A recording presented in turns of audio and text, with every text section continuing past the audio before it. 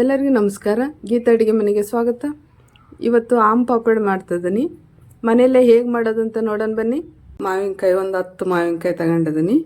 ಎಲ್ಲ ಕ್ಲೀನ್ ಮಾಡಿ ತುಂಬೆಲ್ಲ ತೆಗೆದು ಇಟ್ಕೊಂಡಿದ್ದೀನಿ. ಇದನ್ನು ಸಿಪ್ಪೆನ ಎರ್ಕಂತೀನಿ.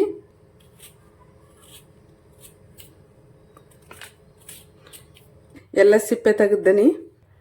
ಸಿಪ್ಪೆ ತೆಗೆದಿರೋ ಮಾವಿನಕಾಯಿನ ಪೀಸ್ ಪೀಸಾಗಿ ಕಟ್ ಮಾಡ್ಕೊಬೇಕು.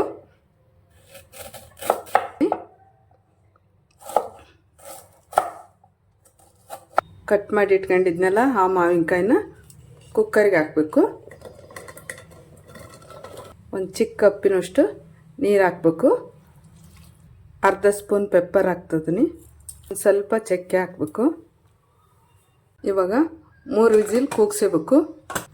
3 ವಿಸಿಲ್ ಕೂಗ್ಸ್ಕೊಂಡಿದ್ದೀನಿ. ಇವಾಗ ಓಪನ್ ಮಾಡಿ ನೋಡೋಣ.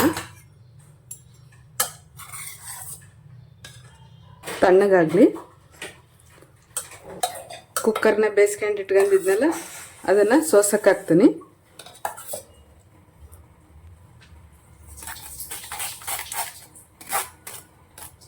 ಎಲ್ಲ ಸೋಸ್ಕೊಂಡಿರೋ ಚಲ್ಟ ತೆಗೆದು ಬಿಸಿ ಹಾಕ್ತೀನಿ.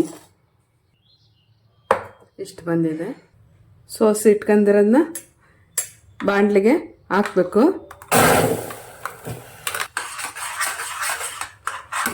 ಇವಾಗ ಕುದೀತಾ ಇದೆ. ಸಕ್ಕರೆ ಹಾಕ್ಬೇಕು. ಇದಕ್ಕೆ 1 ಕಪ್ ಹಾಕ್ತಿದ್ದೀನಿ. ಅರ್ಧ ಸ್ಪೂನ್ ಉಪ್ಪು ಹಾಕಬೇಕು.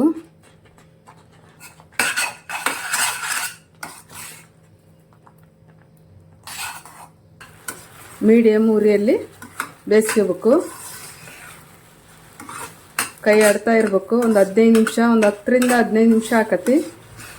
ನೀಟಾಗಿ ಬೇಯಿಸ್ಕೊಂಡ್ರೆ ಚೆನ್ನಾಗಿ ಗ್ಲಾಸ್ ಥರ ಕಾಣಿಸ್ತತಿ. ತಟ್ಟಿಗೆ ಸ್ವಲ್ಪ ತುಪ್ಪ ಹಾಕಿಟ್ಟು ಸಾವಿರಿಡ್ತೀನಿ. ತಟ್ಟಿಗೆ ಹಾಕ್ಯಂತೀನಿ.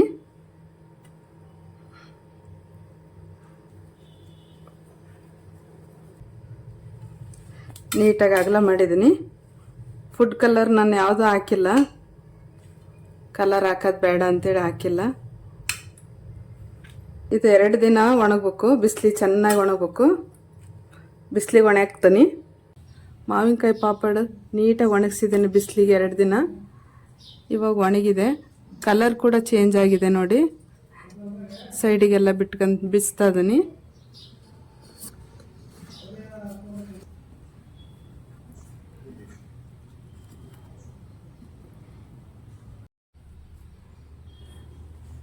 ನೋಡಿ ಎಷ್ಟು ಶೈನ್ ಬಂದಿದೆ. 2 ಸೈಡು ಚೆನ್ನಾಗಿ ಒಣಗಿದೆ. ಇವಾಗ ಕಟ್ ಮಾಡ್ತೀನಿ. ಎಷ್ಟು ಸ್ಮೂತಾಗಿ ಕಟ್ ಆಗ್ತದೆ ನೋಡಿ. ಇವಾಗ ರೋಲ್ ಮಾಡ್ಕೊಳ್ಳೋಣ.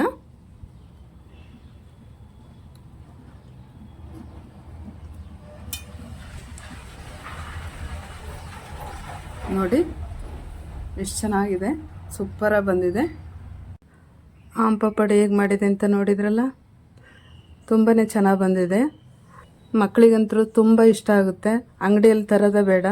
ಮಾಡಿ ನೋಡಿ, ಕಮೆಂಟ್ ಮಾಡಿ. ಇಷ್ಟ ಆದಲ್ಲಿ ಲೈಕ್ ಮಾಡಿ, ಶೇರ್ ಮಾಡಿ, ಸಬ್ಸ್ಕ್ರೈಬ್ ಮಾಡಿ. ನಮಸ್ಕಾರ.